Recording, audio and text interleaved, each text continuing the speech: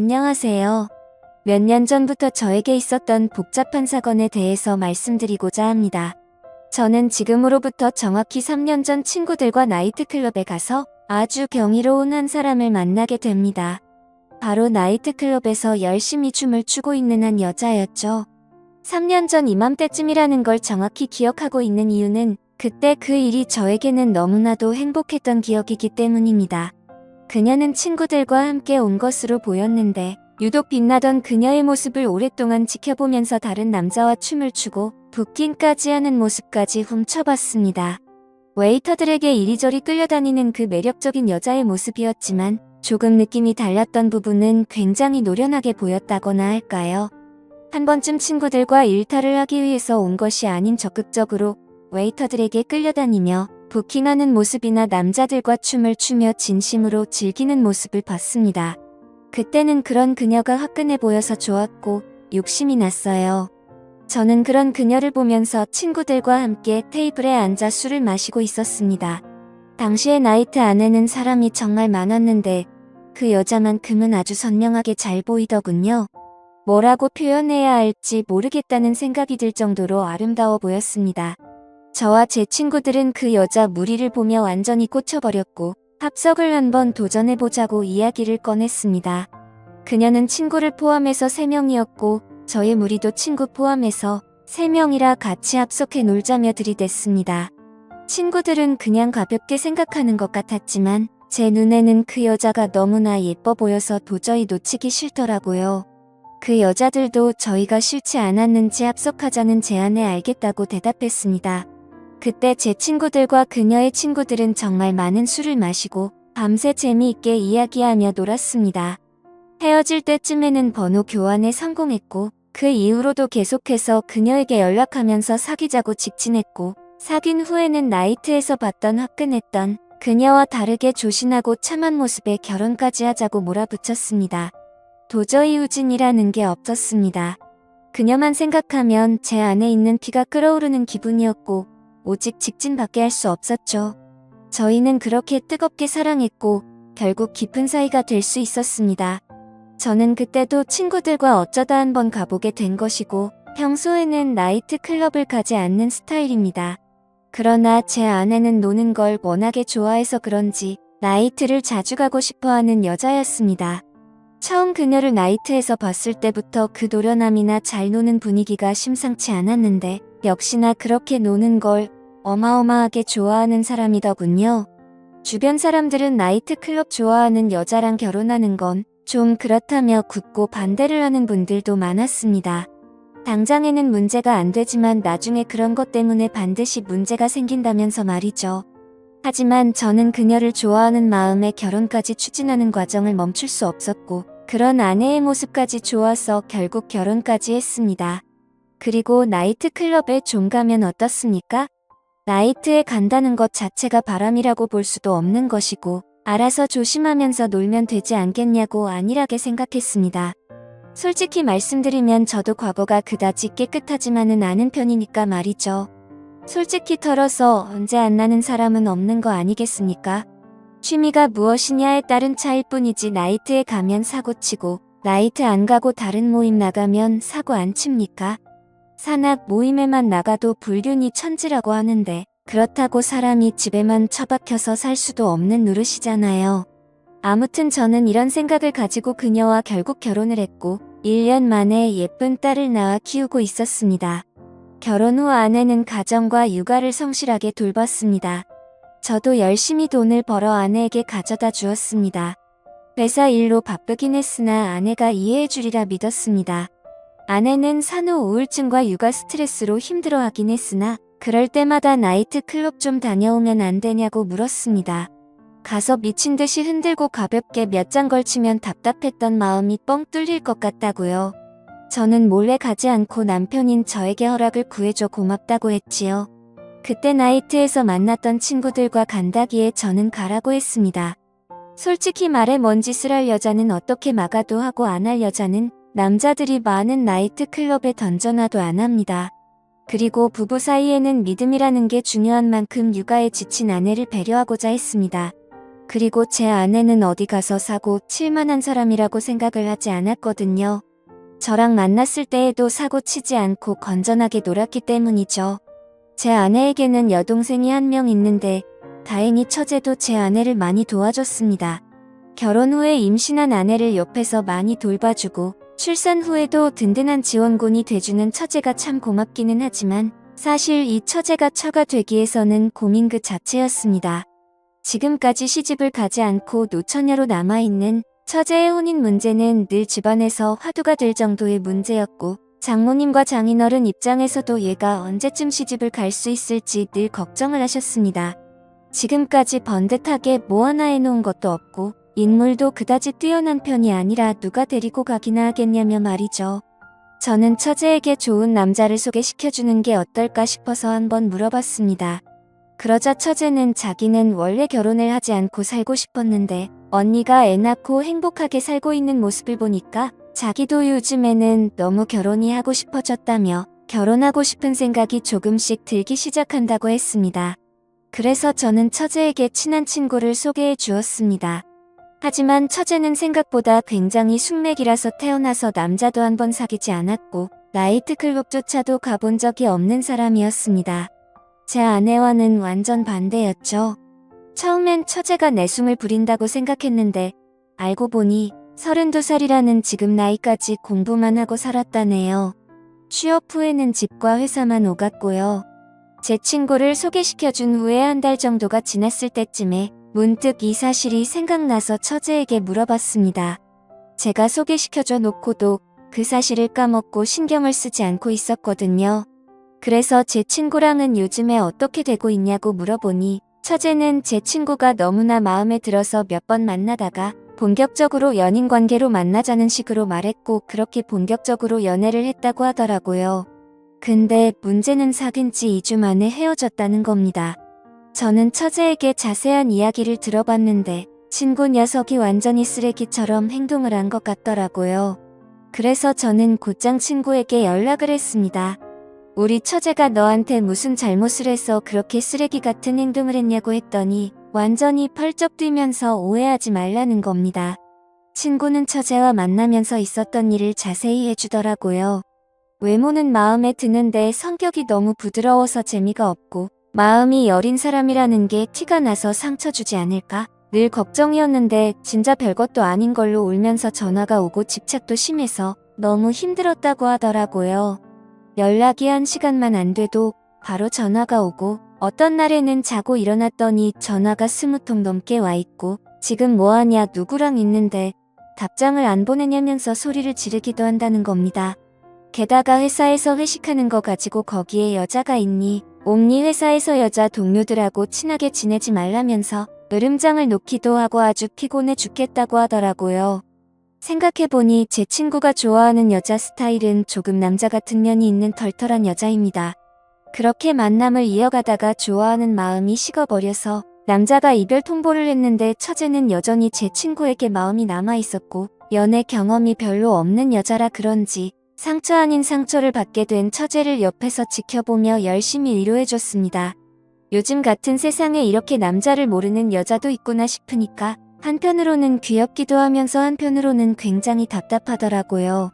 전혀 쿨하지 못한 처제를 보니 참 피곤한 성격이라는 생각이 들었고 왜 지금까지 남자들을 만나지 않고 사는지 훤히 보이는 느낌이라고 할까요? 그래서 참 답답했습니다. 근데 진짜 문제는 소심한 처제가 아니라 그걸로 난리를 치는 장모님이었습니다. 장모님이 저에게 전화해서는 어떤 놈을 소개해줬기에 자기 둘째 딸이 요즘 이렇게 침을 하냐며 저보고 책임을 지라고 큰 소리를 치는 겁니다. 실컷 남자 소개시켜줬더니 본인이 제대로 못한 걸 저한테 책임지라고 하는 걸 보고 참 짜증이 났습니다. 이래서 누가 잘 되든 못 되든 오지랖 넓게 행동하면 안 된다 싶더군요. 그래도 아내의 동생이니까 이 정도로 신경 써주려고 했는데 앞으로 완전히 신경을 꺼야겠다 싶더라고요. 장모님께도 자초지종을 말씀드리고 우울한 처제를 위로하고 달래주기 위해 오랜만에 저녁이나 먹자고 했습니다. 오늘은 형부인 제가 금액에 상관없이 무조건 맛있는 걸 쏘겠다고 하면서요. 처제는 탐탁치 않게 여겼으나 제가 뭘 잘못한 것도 아니니까 딱히 눈치 보지 않고 그녀의 팔목을 붙잡고 여기저기 데리고 다니며 기분 전환을 시켜줬습니다. 저는 처제와 바다에 드라이브 가서 밤 공기를 맞으면서 좀 걷다가 근처의 포장마차에서 꼼장어도 먹고 강가에 앉아 맥주캔을 마시면서 많은 이야기를 나누었습니다. 저희는 깔깔거리며 웃고 속에 있는 깊은 이야기를 나눴죠. 밤 공기는 참 차갑고 한편으로는 참 따뜻했습니다. 그렇게 처제는 이제 좀 괜찮아졌다면서 신경 쓰지 말라고 하더군요. 마음에 드는 남자한테 차이니까 괜히 서글펐다면서 신경 쓰게 해서 미안하다는 말을 하더군요. 그 이후로 이제 좀 평화로운 날이 오나 싶었는데 갑자기 엉뚱한 곳에서 문제가 터졌습니다. 그 문제의 원인은 제 아내였어요. 아내가 나이트클럽에서 만났다는 남자가 한 명 있는데 그 남자와 3개월째 연락을 주고받았다는 걸 제가 알게 된 겁니다. 우연히 아내의 핸드폰을 보고선 이런 사실을 알게 된 것이죠. 원래 남의 핸드폰은 잘 훔쳐보는 스타일이 아닌데 자꾸만 늦은 밤에 문자가 왔다는 진동이 자주 울려서 안 그래도 이상하다 싶었는데 이때다 싶어서 보게 된 것이었습니다. 전부터 이상하다는 생각은 했으나 그럴 때마다 아내는 친구에게서 온 문자라며 거짓말을 했었거든요. 그런데 그게 알고 보니 남자였고 그냥 남자도 아니고 믿고 가라고 놔둔 나이트클럽에서 만난 남자였다는 사실에 너무 화가 났습니다. 사람에 대한 배신감이 느껴진다거나 할까요? 그렇다고 그 자리에서 아내에게 뭐라 말할 수도 없었습니다. 문자의 내용을 봤을 때 불륜이라고 판단하기는 어려운 수준이라서 제가 아내를 지적하기에 참으로 애매했거든요. 가볍게 안부나 묻는 정도라서 말입니다. 어쨌든 며칠 동안 지켜보면서 결정적인 증거를 잡으려고 했으나 그럴 때마다 아내는 뭔가를 눈치챘는지 휴대폰도 보지 않고 매우 조심히 행동하기 시작했습니다. 저는 이를 어디야 소연할 곳도 없고 너무나 답답해서 처제에게 털어놓았습니다. 처제는 자기가 언니를 잘 살펴볼 테니 걱정하지 말라고 하더군요. 그때부터였을까요? 저는 처제와 부쩍 어울려 다니며 그녀에게 힘든 마음을 많이 기댔습니다. 보통 때 같으면 집에 언제 들어와라며 밖에 있는 저를 재촉하던 아내였는데 마음이 식었는지 서방이 밖에서 뭐라건 요즘 관심이 없었지요. 저는 아내가 저에게 질투해주기를 바랐지만 아내는 저에게 관심도 없고 뭐가 좋은지 핸드폰만 보면 미소를 짓더군요. 마치 사랑에 빠진 여자처럼 보였습니다. 정말 어이가 없었습니다. 누군가와 문자만 한참을 주고받았는데 100% 그 남자라는 쪽이 오더라고요. 저는 화가 나서 아내의 핸드폰을 빼앗아 지금 문자를 주고받은 이 자식이 누구냐고 따졌습니다. 아내는 숨기지 않고 당당하게 나이트에서 만난 남자이고 가볍게 문자만 주고받은 사이라고 말하더군요. 저는 그게 지금 자랑이냐며 당장 이 자식 번호를 지우라고 말했더니 마음속에 답답한 것들도 솔직하게 이야기할 수 있는 친구라며 가만히 놔두라는 겁니다. 너무도 철없고 당당한 아내의 모습에 저는 화가 치밀어 올랐고 죄책감이나 미안함은 전혀 없는 건지 싸가지 없는 아내의 모습에 화가 나서 휴대폰을 던져서 부숴버렸습니다. 아내는 이게 지금 뭐하는 짓이냐며 놀라워했지만 저는 앞으로 생활비도 그 남자한테서 받으라며 생활비 통장에 있는 돈을 제 계좌로 모두 보내버렸습니다. 그러자 아내가 화를 내며 내가 나한테 신경을 썼으면 얼마나 썼냐고 화를 내며 울기 시작했습니다. 잘못은 자기가 해놓고 자기가 먼저 눈물을 흘리는 어처구니 없는 경우였죠. 그래서 저는 당당하게 말했습니다. 앞으로 두고 보라고 내가 너한테 해준 게 뭔지 서서히 알게 될 거라고 했습니다. 저는 그녀를 위해서 하던 집안일도 일절하지 않고 생활비도 보내지 않고 잠자리도 함께 들지 않았습니다. 그녀에게 해주던 모든 경제적 지원과 평소에 베풀던 배려들을 모두 끊어버렸습니다. 그 후로 당연히 저와 아내의 관계는 급속도로 차가워졌습니다. 아내는 제가 바쁜 회사 일로 자신과 가정에 소홀했다며 저에게 그동안 실망감이 많이 쌓인 듯 했습니다. 밖에서 돈 벌어오는 것도 모자라서 그런 걸로 태클까지 거는 게 짜증나서 저는 아내에게 나가서 돈을 벌어오라고 말했죠. 그렇게 오랫동안 냉전이 계속됐는데 처제는 힘들어하는 저를 보면서 많은 위로를 해주었습니다. 같은 혈육이지만 자기가 봐도 언니는 자유로운 영혼이라면서 어딘가에 정착하고 사는 것과 어울리지 않는 사람이라고 했습니다. 그래서 언니가 결혼한다고 할 때 집안 식구 모두 놀랐답니다. 처제와 많은 이야기를 주고받으며 소주만 한 잔 두 잔 마시다 진탕 취하도록 술을 마셔댔고 저와 처제는 필름이 끊겼지요. 며칠 후 아내는 저에게 미안하다고 사과를 했지만 더는 답답한 결혼 생활 못하겠으니 이혼하자고 말을 꺼냈습니다. 저는 당연히 올 것이 왔다고 생각하며 알겠다고 대답했습니다. 그렇게 일사천리로 이혼을 진행한 후에 얼마 되지 않아 아내의 소식을 들었는데 정말 너무나도 충격적이고 저를 괴롭게 만드는 사실을 한 가지 듣게 됐습니다. 그때 그 나이트클럽에서 만난 남자와 동거를 하고 있다고 하더군요. 저와 이혼을 하려고 했던 것은 자신의 삶을 살기 위해서가 아니라 결국 그 남자와 함께 살기 위해서 그랬던 것이었죠. 저는 다시 한번 그녀에게 배신감이 쏟아올랐고 집안을 뒤집어 놓았습니다. 그러자 장모님과 장인어른도 저에게 사과를 하며 저에게 용서를 구했습니다. 근데 그런 일이 있게 된 지 하루 만에 처제가 제 아기를 가진 것을 알게 되면서 이제는 제가 장모님과 장인어른에게 사과해야 하는 상황이 왔습니다.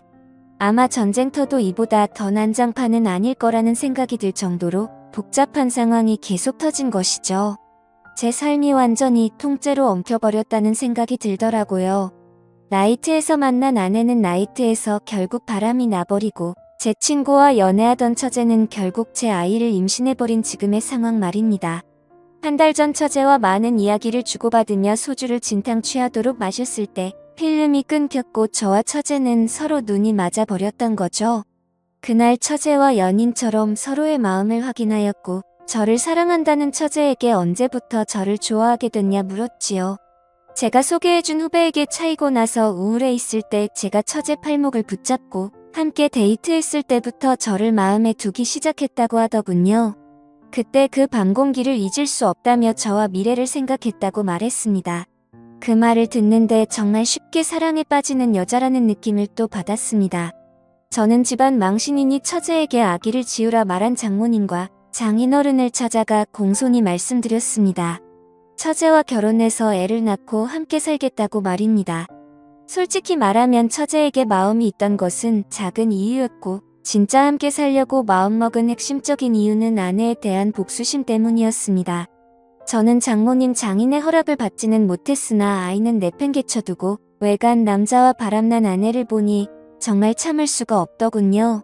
그녀에게 치욕을 안겨줘야겠다고 생각합니다. 저는 처제에게도 크게 관심이 없고 이제 이 집안은 진절머리가 납니다. 저는 오직 저의 아이만 있으면 되고 바람나서 떠나간 아내를 어떻게 더 치욕스럽게 만들지 고민해봐야겠습니다. 이런 저를 이해하실 수 있나요? 저도 잘 모르겠네요. 오늘의 사연 여기까지입니다. 지금까지 읽어주신 모든 분들 감사합니다. 구독과 좋아요, 알림 설정 눌러주세요. 그럼 모두들 행복한 하루 보내세요.